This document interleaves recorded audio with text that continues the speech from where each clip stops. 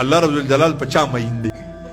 نن زه تاسو ته یو خبره کوم او چې ماښام لاړ شئ بسترې کې سملی زما په دې خبره به یو 15 منټه سوچ کوئ به څوک وایي چې زه به پرې سوچ کوم. خدای دې تاسو خوشحاله کړي. موسی علیه السلام ته الله رب الجلال موسی علیه السلام درخواست درود شریف ووایه.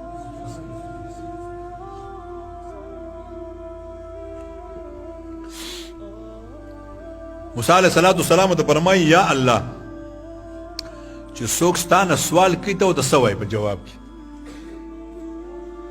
نو الله رب الجلال ورته وایي چې څوک ما نه سوال کوي ای الله زه ورته وایم لبیک حاضر یم څه وایي.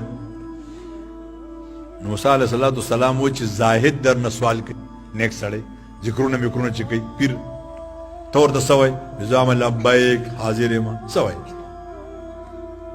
موسی علیه السلام وایي چې روژهدار نه سوال کوي ته ورته څه وایي زه ورته وایم لبیک څه وایي حاضر یم یو پیره.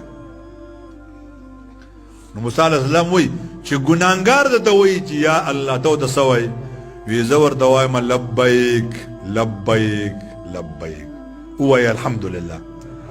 تاسو ومونږ چې کله وایو الله ستاسو زمونږ په جواب کې الله درې پیرې وایي لبیک زما بنده څه وایي مړه څه وایي. موسی علیه السلام الله ته وایي ای زما ربه تا ولې چې ګناهګار دی نو په کار خو تا ته جو ویلی نه چې لبیک.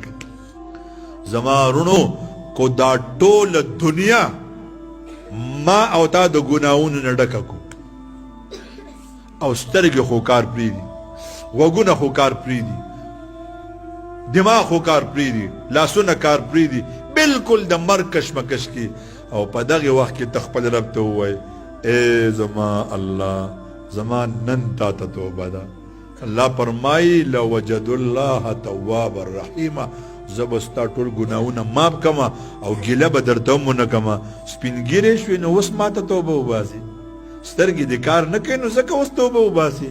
غوږونه دې کار نه کوي ځکه اوس توبه وباسي. لاسونه دې کار نه کوي. الله وایي نه. یو سړی دی د شپې بوت ته ناست دی او بوت ته وایي یا صنم یا صنم یا صنم. په دې دوران کې دله خوب راغی داسې سترګې غورځېدې داسې سر یې غورځېده وایي یا صمد. الله ورته د عرش نه وایي لبیک یا عبدي څه وایې. فرشتې وایي زموږ ربه دا سړی خو خطا شو ده خو تا ته اواز نه کو ده خو صنم ته اواز کو. ای زما وروڼو ای تبلیغیانو ای علماو مړه د خدای نه دا خلک مه یېروئ. الله ډېر مهربان.